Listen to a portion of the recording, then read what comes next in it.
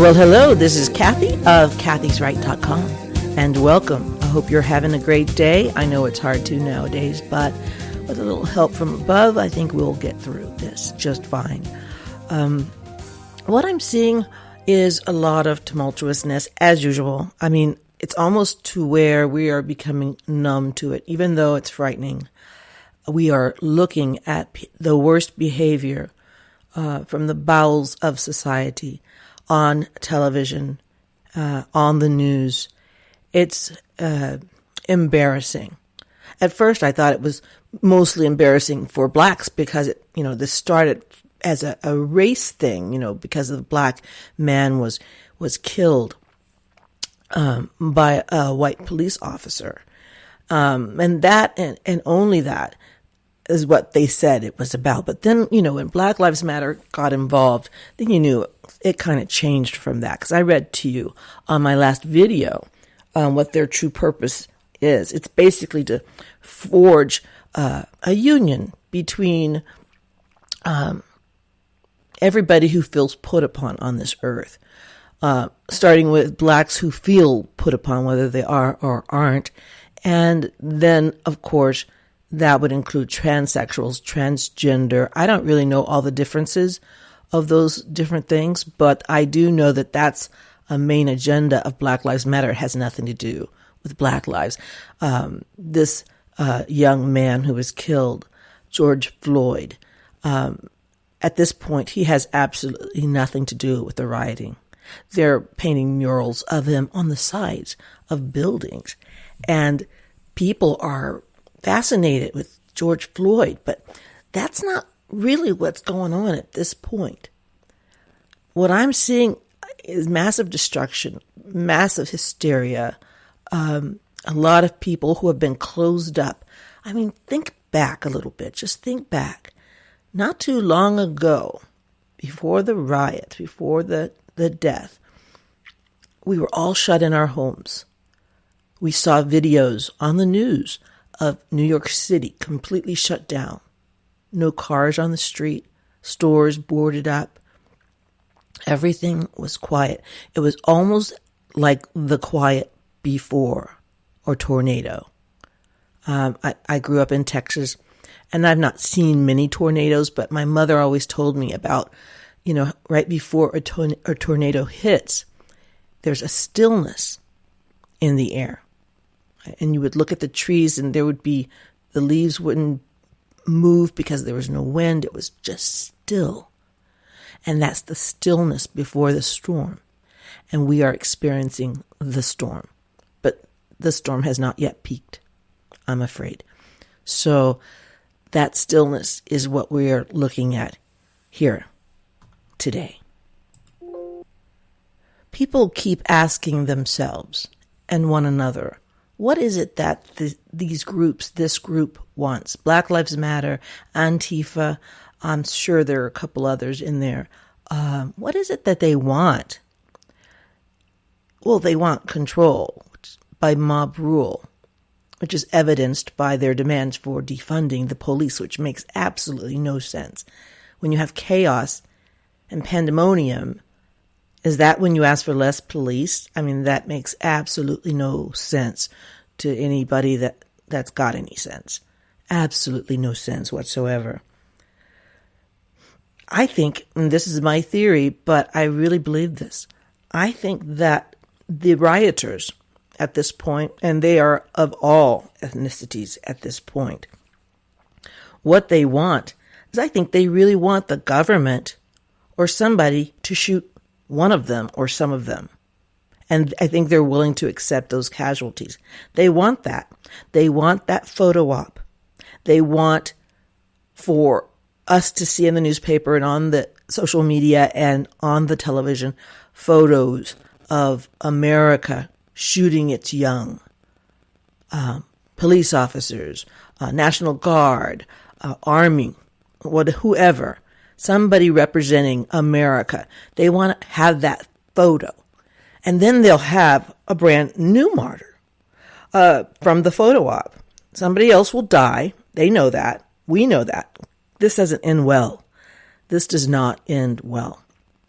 And Then they'll have a new martyr or two or more. And when you have those martyrs, they'll quickly replace George Floyd, you understand. Because it was never really about George Floyd. At the beginning, I think you had a lot of horny teenagers who really wanted to get out of the house. And this gave them a good excuse to get out of the house and misbehave and say they were protesting. They didn't give a flying flip about George Floyd. Trust and believe. Trust and believe. And all the anger that you see them yelling at police officers, it's always irritating to me, but at the same time, it's very curious to me. I've seen black police officers being yelled at by young white women, practically spitting in their faces. Thank God for the face guards. And then I'll see a big, tall black dude yelling at a young, I think she was a National Guard, standing there in her position, standing there still as could be, and he's yelling at the smallest person there. Not anybody his own size. How cowardly. How cowardly. These are cowardly people. Do they think they're going to be the martyr that's going to die for some cause? Because their cause is anarchy. It's not about any particular group being put upon. You know, when you hear it and see it and you're looking at and thinking, I don't have anything in common with these people. Greg Gutfeld said the exact same thing the other day, and I was like, he is so right. He goes, these are not my people. I have nothing in common with those people. I have more in common with my next door neighbor who is white and Southern than I do any of those hoodlums on the street yelling at police and throwing things at each other and shooting. I saw them shooting each other in New York. And the police car just drove on by, just kept on going, kept it moving. And I have nothing in common with these people. No, those are not my people anymore. Just because of the pigment of your skin doesn't make you my people. And I know we're supposed to, pray for them. And I do. I pray every day. I pray for my enemies too. I genuinely do, because I really feel they need prayer. And my prayers are so, I wonder what God must think, because I try to be pious and I try to be humble, but I'm just not, I try, but I'm just not. And I can tell you, my prayers get answered, and it's amazing to me. So I'm hoping the ones that I'm praying right now, like for my friends and their families, I hope they get answered like so many of my prayers have been answered. So many of them. So, yeah, I pray, I pray for my enemies. I'm like, please God, bless them, but keep them the hell away from me, because I really don't want to be around that. And you know what? He's done that time and time and again for me. I'm like, oh my gosh, then I learned I had to be really specific, because God listens. I just thought, oh, he's not going to listen to that prayer. I did this one time. Like, if I gave you the example, I would be gossiping. So I'm not going to give you the example. But if you write to me, I might write back to you. Oh, by the way, now that we are on all of these channels, we're on Apple Podcast, Spreaker, Spotify, iHeartRadio, Deezer. I don't know what, there's several others, but we're on a whole bunch of radio stations now, including one in India. I think it's fascinating. Podchasers, Geo7. I don't know if I'm saying it right, but I'm going to do something new this week. This week, I started a new page or mailbox for my show's listeners. And I would like, if you have any questions or comments, or just if you want me to discuss something specific, if you want, I can read your letter on my show, or you could just stay anonymous and I won't say who you are or whatever. I might just say your first name or something like that. But if you would like, until I get my call-in situation, to contribute to the show, I'd love to find out what your thoughts are. And I want to find out what you think. So I know what I think. Everybody knows what I think. I'm a loudmouth. But I want to know what you think. When you see these people behaving the way that they are on the streets, what are you thinking? Are you thinking what I'm thinking? I'm thinking they want something to happen. They want something ugly and awful to actually happen. And then they'll have their new martyrs. And then they can say, see, look, the government is out to get us. So we need to replace the government with our form of government, which is Marxism. Translation, eventually they want communism, because that's worked out so well in Venezuela. So I'm afraid that's where they're going with this. And it's going to happen now that they're slipping into the suburbs and the suburbs, like where I live. We saw people like the McCloskeys, a couple, and I think it was in St. Louis, and this mob broke through their guarded gate of a gated community, and I assume their home was the first home there, and so that's why that whole community is considered private. And the couple, the McCloskeys, he had a rifle and she had a pistol, and they pointed it at them. I didn't see their hands on the triggers, so I don't think they were seriously going to hurt anyone.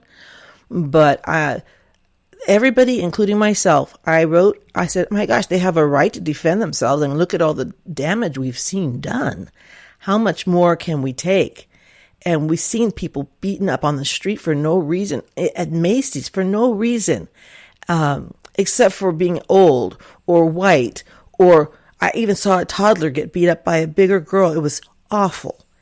And I can't help but wonder about that. My knee-jerk reaction was, gosh, they have a right to protect themselves.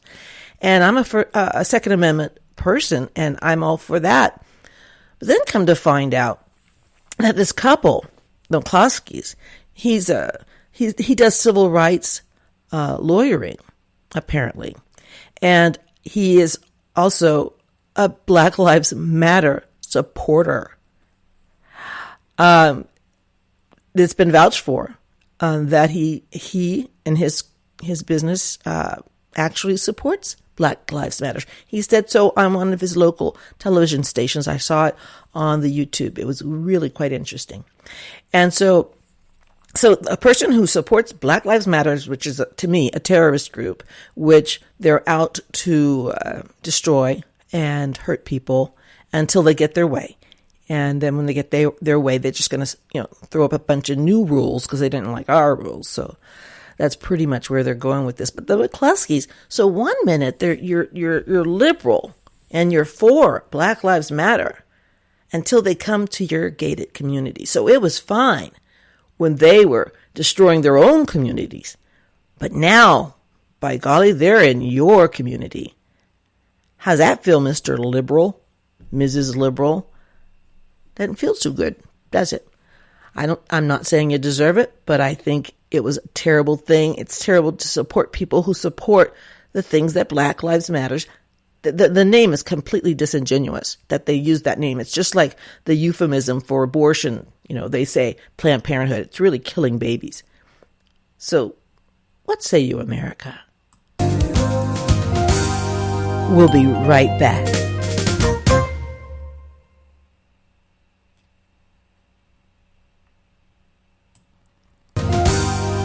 One of my favorite meme makers, Mike, you know who you are, he made a meme this week that really said it all to me. It was he's very smart, and it was very succinct.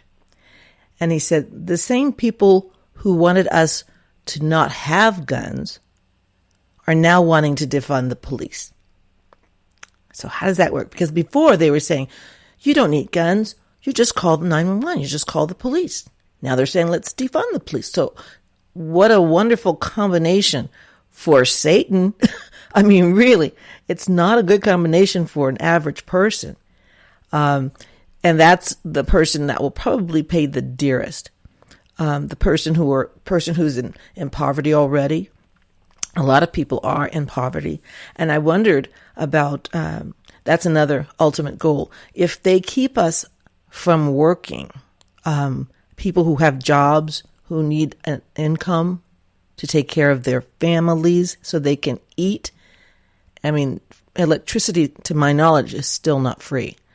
So the same people, their end goal, I've got to wonder, because they don't seem to be conducive. Like, they don't seem to be like all in cahoots together. They seem to be kind of sporadic and different groups doing different things all together in chaos. So, but when you say, we don't want you guys to go back to work, you're opening up the country just way too soon. And so if you open up the country just way too soon, we're all going to die. Well, the numbers just aren't there.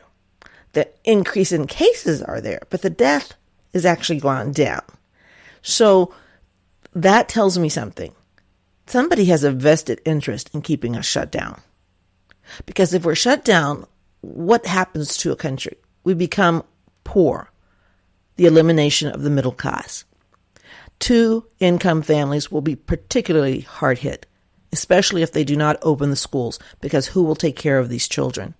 Some of these children might be left home alone, hoping that the authorities won't find out. Or they may be being abused out of the frustration. I think we need to pray for all of the most vulnerable, the elderly and the children, because they will be hit hard by these ridiculous demands and this dictatorship. And it's not coming from our president. This dictatorship is coming through bureaucracy, very much like how it was bureaucracy that went after President Trump after he was duly elected by us. So that bureaucracy, unelected officials, they're the ones that are in charge. They're the ones that are the tyrants. They're the ones who are the mini tyrants. And it's not escaped my mind that they're the ones who will benefit. Because if they have federal jobs, if they have city jobs, federal jobs, they're not going to lose money. Everybody else will. So they'll be in control. They'll be in control of us. So if everybody becomes poorer and poorer because of lack of income, the government can't keep sending those $1,200 checks. That's not going to happen. It's not feasible. So we'll become poorer and poorer. Meanwhile, the Democratic Party plans on, which I don't think they're going to win, even though they already, I'm sure, plan on cheating, which is their MO. That's how they operate. But yeah, if everybody gets poorer and poorer, we become more and more dependent upon the government. And isn't that what socialism is? Socialism is like a apéritif. What's the word? Like an hors d'oeuvre before the main course.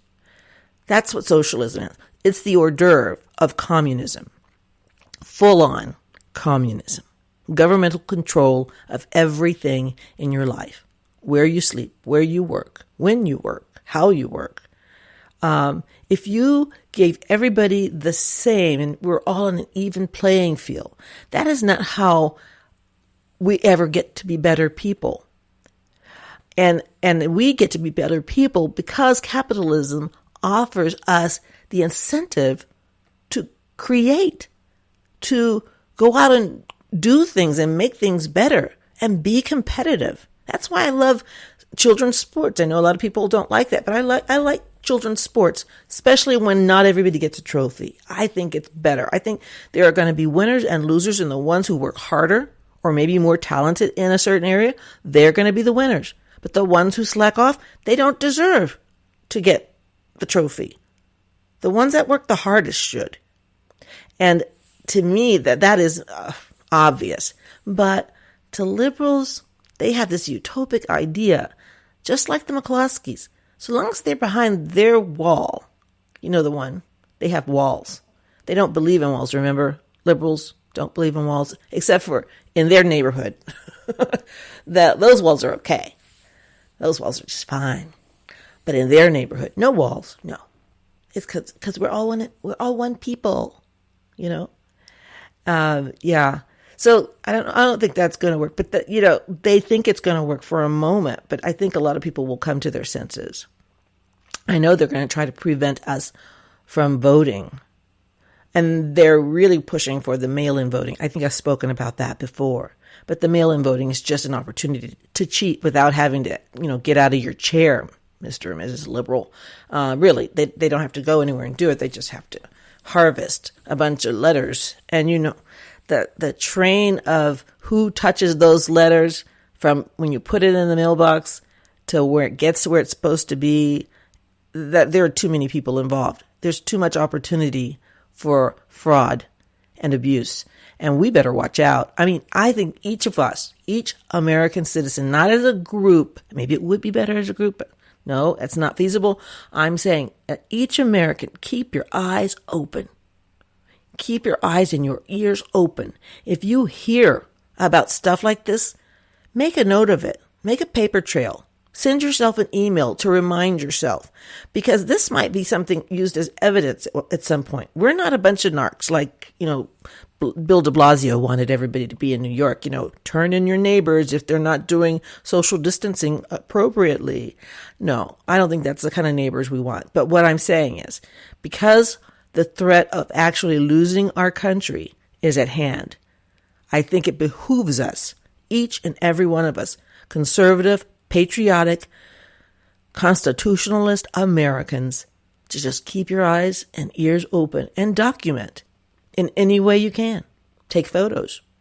It's time for us to be the spies. They've been spying on us for years. They've been monitoring our phone calls, spying on us on social media. What are they doing? They're covering up a lot of my posts on Facebook and Twitter. They're policing us like crazy. They don't get policed. They do the policing. Well, they're not the only ones who have eyes and ears and cell phones.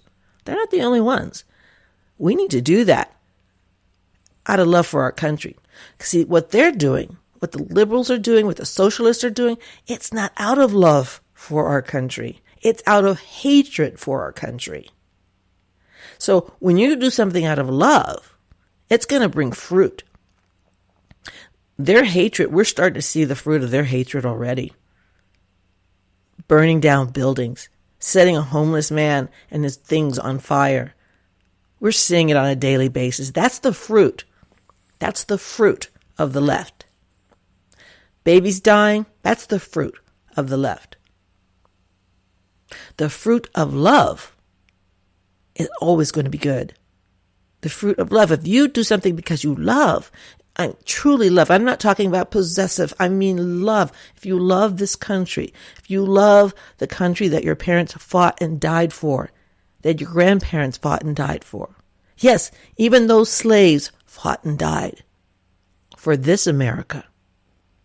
So regardless of what side of the Civil War you were on, you were still fighting for this America.